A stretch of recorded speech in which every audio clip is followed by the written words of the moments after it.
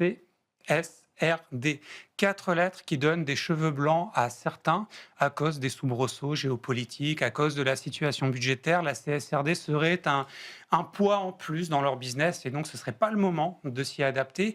A contrario, d'autres personnes pensent que la Corporate Sustainability Reporting Directive est une opportunité et donc au contraire, il faut rentrer dedans avec joie et bonne humeur. On va pas se demander si c'est bien ou si c'est mal la CSRD, on va plutôt se demander comment s'y adapter au mieux. Et pour ça, j'ai 3 invités avec moi. Fabrice Bonifay, bonjour. Bonjour. Président du C3D, auteur aussi, co-auteur d'un livre, on va voir la couverture tout de suite, c'est l'entreprise contributive que vous avez donc coécrit. Alors, on ne voit pas encore la couverture, on la montrera plus tard.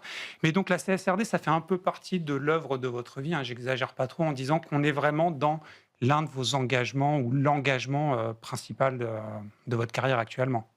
De ma carrière, j'en sais rien, mais en tout cas, c'est une évolution réglementaire, à mon avis, nécessaire pour inviter les entreprises à revoir leur modèle d'affaires, parce qu'il n'y a que ça qui compte. Et parce qu'on tout ce qu'on a essayé avant, ça n'a pas fonctionné, hein, manifestement. On a créé beaucoup de richesses économiques, ça c'est incontestable. Mais à Dans, quel coût? dans certains pays, mais à un coût écologique qui est juste pas soutenable.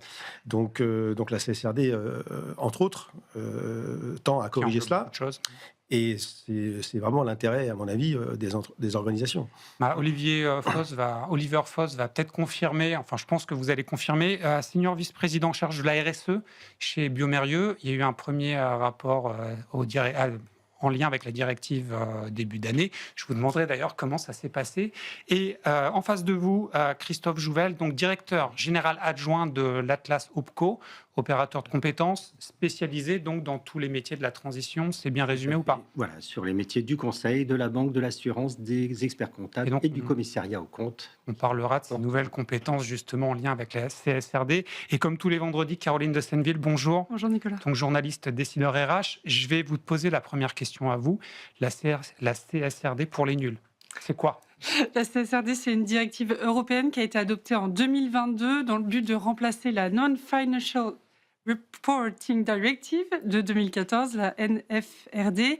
Elle vise à promouvoir une économie européenne durable et responsable. Son but, c'est de renforcer la transparence et la responsabilité des entreprises sur les thèmes liés à la durabilité. Et ça couvre les fameux aspects ESG, c'est-à-dire environnementaux, sociaux et de gouvernance. Et elle oblige, donc le but de la CSRD, c'est que les entreprises établissent tous les ans un rapport de durabilité qui couvre ces fameuses performances ESG avec ce fameux principe de double matérialité, c'est-à-dire évaluer l'impact de l'entreprise sur l'environnement, la matérialité de l'impact, et l'impact des enjeux de durabilité sur la situation financière de l'entreprise. On ne va pas reparler de la philosophie derrière la CSRD, mais par contre, il y a une critique qui revient souvent sur la CSRD, c'est le côté fastidieux, c'est encore un poids administratif, c'est encore beaucoup de travail. Alors qu'en fait, je crois que les partisans, les pairs de la CSRD cherchent plutôt quand même à simplifier tous ces rapports qui s'accumulent. Je crois que dans la philosophie, c'est plutôt de rapatrier et de centraliser en fait beaucoup de rapports qui se cumulaient.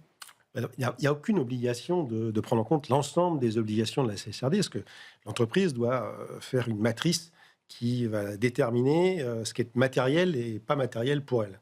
Donc, il y a quand même assez peu d'entreprises qui va considérer que tous les enjeux la concernent. Donc ça, c'est déjà une vue de l'esprit. Donc il y a déjà beaucoup d'éléments de reporting financier, de reporting extra-financier en relation avec les obligations de la CSRD, hein, les 12 CRS, les fameuses normes, enfin pas les normes sectorielles, les normes qui caractérisent en fait ce qu'il y a dans la CSRD. Chaque secteur n'a pas forcément les mêmes. Chaque secteur n'a pas les mêmes. Et en plus, qu'en fait, a priori, les normes sectorielles sont reportées sine die. Ça aurait été bien qu'on ait des normes sectorielles plus rapidement, parce que ça aurait permis une meilleure comparabilité entre les entreprises, mais ça, c'est pas pour tout de suite, manifestement. Donc, l'entreprise peut appliquer la CSRD en fonction de ses propres enjeux, sans avoir à couvrir l'ensemble des exigences, que ce soit quantitatif ou qualitatif. À partir de là, ça lui donne une feuille de route, parce que l'objectif, c'est pas de mesurer pour mesurer, c'est de mesurer par rapport à l'état de l'art, déjà, de ce qui peut exister ailleurs. Les entreprises ne sont pas au même niveau.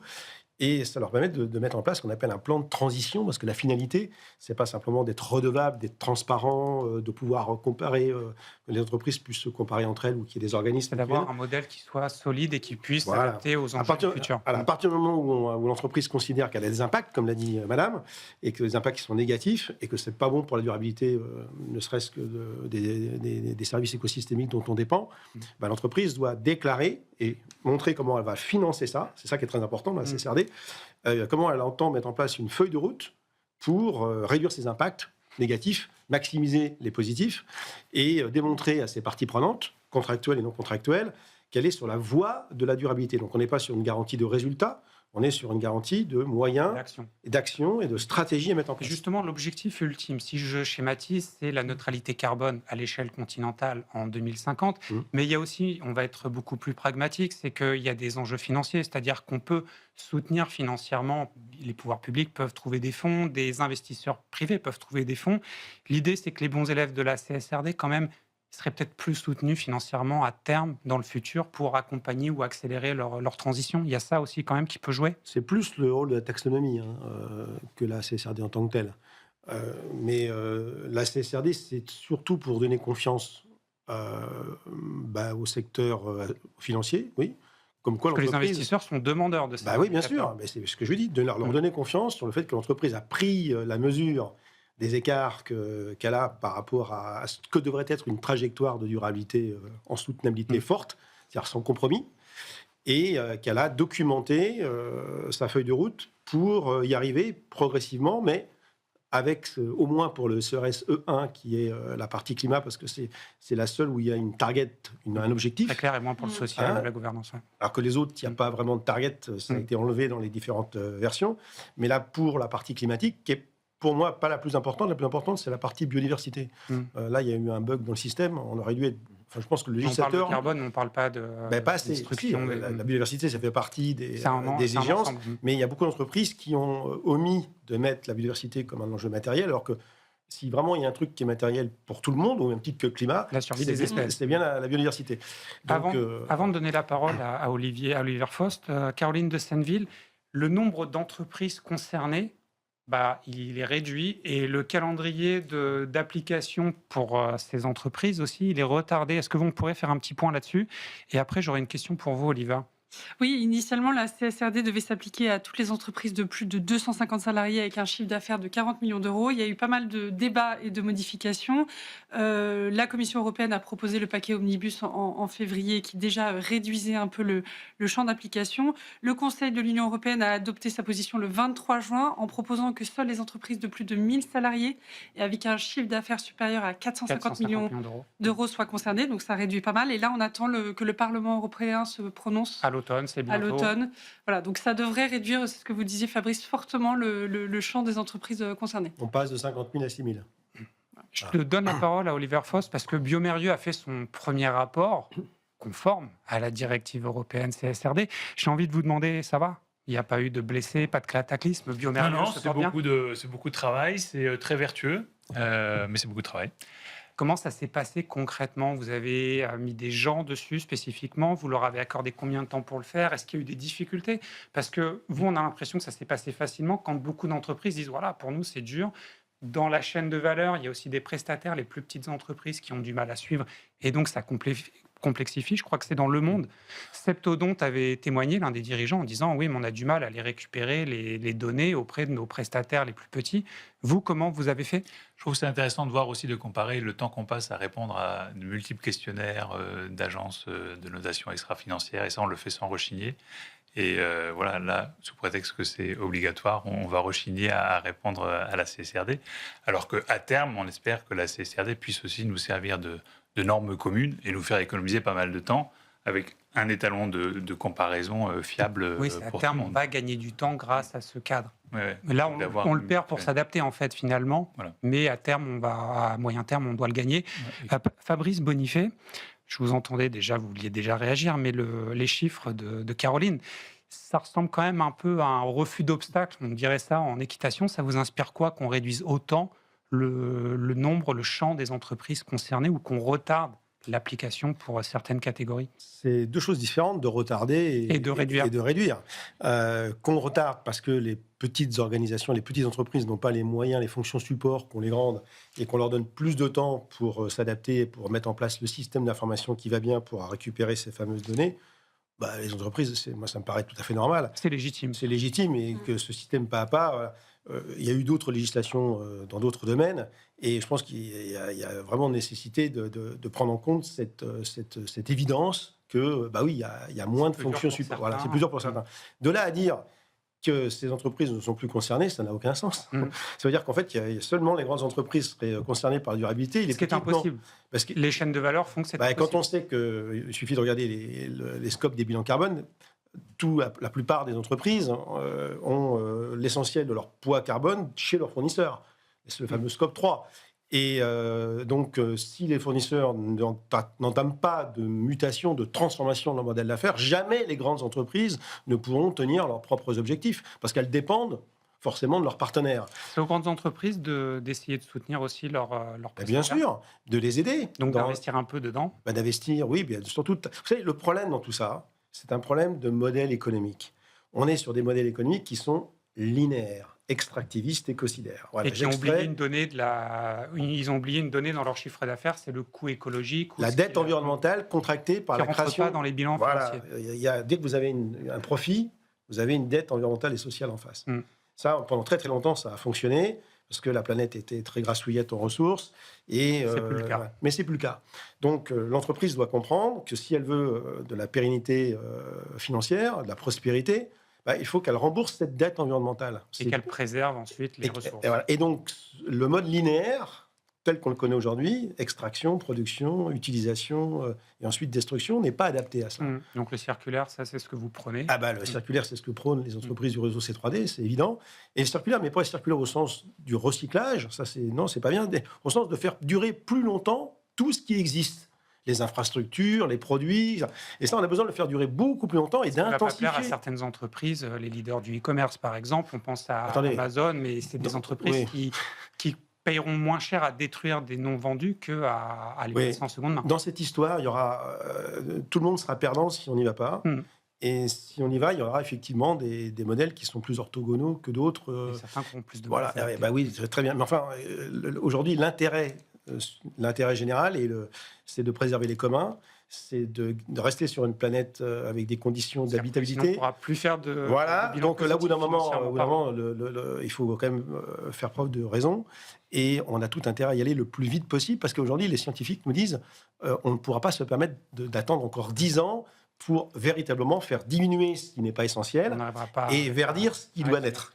Christophe Jouvel, je vais me tourner vers vous, parce que là, vous n'avez pas encore parlé, mais il y a un vrai sujet, c'est les compétences nécessaires pour opérer ces changements. Et je crois que même rien que pour faire ces rapports CSRD, il y a déjà des fois des formations qui sont proposées auprès de l'opérateur. La formation vraiment joue un rôle clé dans la sensibilisation, l'outillage, l'accompagnement des personnes qui vont devoir remplir ces tableaux, remplir ces reportings de durabilité, la sensibilisation, puisque dans chaque organisation, il faut que chacun comprenne le rôle qu'il a sur la ressource des données qui sont remontées, des compétences techniques également pour remplir les méthodologies qui sont demandées. On a parlé de la CSRD avec un peu plus de 1100 indicateurs, et puis les FRAC qui est en train de voir à réduire à 350, et puis l'outillage pour que les entreprises puissent remplir et traiter les données plus rapidement. Cette formation est importante puisque Atlas accompagne notamment des entreprises du conseil, dedans du bureau d'études, des experts comptables et des commissaires aux comptes, qui sont les entreprises qui accompagnent l'ensemble des entreprises sur la partie CSRD. Il y a une grosse demande des entreprises, vous le voyez ça augmente. On a effectivement une plateforme de formation que nous proposons, puisque nous sommes financeurs de formation, mais pas organismes de formation, autour de la CSRD. Et si je prends rien que les petites entreprises, puisqu'on parlait de la CSRD dans les grandes entreprises, mais nous on accompagne beaucoup les entreprises de moins de 50, eh bien c'est déjà plusieurs centaines de formations qui ont été faites au titre de la CSRD cette année, sur la CSRD en tant que consultant, sur la CSRD pour remplir les reportings de durabilité, sur l'ensemble des sujets de la CSRD. Ces petites entreprises qui vont accompagner les grandes entreprises, toutes les entreprises à remplir ces tableaux et à répondre également à leur niveau sur la partie CSRD. Et donc, plus on aura de la formation, plus dans l'entreprise, on aura un engagement de l'ensemble des collaborateurs et une vraie culture de durabilité dans l'entreprise. Oliver Foss, du côté de Biomérieux, combien on investit en hommes, enfin en ressources humaines, hommes, femmes, mais aussi en argent, sur ces formations spécifiques liées à la CSRD, mais aussi à tous les enjeux ESG d'ailleurs? Nous, on s'est organisé chez Biomérieux de la manière suivante. On a dans mon équipe une personne qui était déjà en charge Dédié du chapitre ESG du document de référence de déclaration universelle. Et elle s'est dédiée pendant plusieurs mois comme chef de projet. Donc, elle s'est formée à titre personnel. On a pris un conseil externe. Et puis ensuite, c'était beaucoup de transverses en interne. Et c'est ce qui est très enrichissant, c'est de faire des groupes de travail transversaux où on est RSE avec finance, avec RH, avec HSE, etc. Donc pour plus vraiment de transversalité se poser les bonnes questions ensemble et construire des plans d'action ensemble, se poser les bonnes questions sur les objectifs qu'on veut se fixer. Donc c'est extrêmement, extrêmement vertueux à ce niveau-là. Et il y a beaucoup de contributeurs en interne, donc c'est difficile d'évaluer le temps homme, puisque c'est une foultitude. C'est un changement de philosophie, presque. C'est un changement de philosophie, oui. Et puis c'est convaincre chacun de l'utilité de cette démarche. Et puis derrière, donc cette chef de projet, de manière très volontariste aussi, a développé une formation e-learning avec notre université interne, puisqu'on a la chance d'avoir une université interne. Et cet e-learning-là est diffusé très largement à tous les contributeurs, surtout sur la fiabilité des données. Comment on fait pour vraiment déclarer des données fiables, auditables. J'avais lu, pour changer un peu, parce qu'on va bientôt finir ce débat, j'avais lu sur un réseau social un consultant d'entreprise qui disait aujourd'hui, vous savez, ESG, CSRD, c'est plus le problème des entreprises. Là, tout le monde ne pense qu'à l'IA. Justement, l'IA qui est très coûteuse en énergie, mais l'IA qui peut-être, selon un rapport PwC, pourrait quand même aider un petit peu. Alors, je sais que Fabrice Bonifay, avant l'antenne, vous me disiez, vous n'y croyez pas trop, mais selon ce rapport PwC, Caroline, de plus en plus d'entreprises vont s'appuyer sur les outils IA génératifs pour faciliter leur reporting. L'utilisation de l'IA dans les reportings a presque triplé. Elle a atteint 28% cette année contre 11% en 2024. Donc c'est encore une proportion assez faible, mais c'est la dynamique qui est importante. Et donc Fabrice, vous n'y croyez pas trop, il y a d'autres choses. C'est pas l'IA qui va nous sauver. Le problème, c'est pas les datas. On parle de data là. Bien sûr qu'il faut des datas pour disons que les mesurer. pourfendeurs de la CSRD se plaignent des datas, trop de data. Là, c'est un peu une réponse qu'on peut leur donner. Oui, mais enfin bon, le sujet, c'est vraiment pas ça. C'est la philosophie qu'on met derrière. Donc, et surtout que la plupart des datas dans l'ESG, j'ose vous le dire, sont fausses. Et on peut les détourner facilement. C'est pas aujourd'hui, faire un bilan carbone. Qu'est-ce qu'on prend en compte dans le scope 3? C'est très compliqué. C'est pas une question de choisir des bonnes datas, c'est qu'on les a pas. Donc c'est approximatif. Donc l'IA va compiler des datas approximatives. Elle peut faire des évaluations. Elle fera des évaluations, on va peut-être réduire l'intervalle. Mais en fait, peu importe. Vous savez, quand vous êtes obèse, vous n'avez pas besoin de savoir. Pas besoin de se peser. Se peser pour ça. Aujourd'hui, les entreprises sont obèses en carbone. Elles doivent diviser par 3-4 leur empreinte carbone. Donc, peu importe, franchement, d'avoir des bilans carbone extrêmement justes, validés par de l'IA. Ça n'a aucun intérêt. Ce qui est important, c'est d'avoir des trajectoires, d'avoir des actions, d'avoir une vraie volonté du leadership, d'avoir une volonté de changer le modèle économique. Et après, bien sûr, on va accompagner ça de data qui vont pouvoir attester d'une année sur l'autre ce qui est mesurable. Il n'y a pas grand-chose de mesurable. On ne va pas lui donner plus d'importance qu'elle n'en a. Exactement. Mais ce que vous dites, c'est voir la réalité en face. C'est-à-dire voir dans son bilan financier ce qui n'est pas financier et donc le coût environnemental. Et ça, il n'y a quand même pas beaucoup de patrons qui ont envie de le faire. Ah non, peut-être, mais c'est ce qu'il faut faire. Et c'est indispensable. Et c'est ce qu'il faut faire. Et dans la CSRD, c'est ça qui est intéressant. Les données extra-financières, ça fait longtemps qu'on sait, nous, les responsables RSE, qu'elles sont fausses. Par contre, on parle de greenwashing alors. Mais c'est pas une question de ça. Il ne faut pas leur donner plus d'importance qu'elles n'ont. Et par contre, ce qui est intéressant, c'est une entreprise. Je vous donne un exemple. Si une entreprise dit, moi, pour décarboner ou pour prendre en compte le vivant dans mon modèle économique, j'ai besoin d'investir dans telle ligne de production. Et je vais mettre tant d'argent sur la table. Et parce que les commissaires aux comptes vont venir voir à un moment donné C'est le résultat de C'est le résultat de ça. Mm. Et la CSRD, c'est dans cet esprit-là qu'elle a été construite. dans le but d'être efficace. Dans le but Pas d'atteindre les d'être objectifs. L'objectif, c'est de sauver quand même la planète. Et ça, ce sera un très bon mot de la fin parce qu'on arrive au bout de cette émission. Merci beaucoup Fabrice Bonifay, président du C3D, donc auteur du livre L'entreprise contributive, Oliver Faust, senior vice-président de Biomérieux en charge de la RSE, Christophe Jouvel, donc directeur général adjoint de l'opérateur de compétences Atlas, et bien sûr Caroline de Senneville, journaliste décideur RH qui nous accompagne tous les vendredis. Très rapidement, merci à Charles à la réalisation, l'immense Paul au son. Merci aussi à Émilie qui était en régie pour l'édition.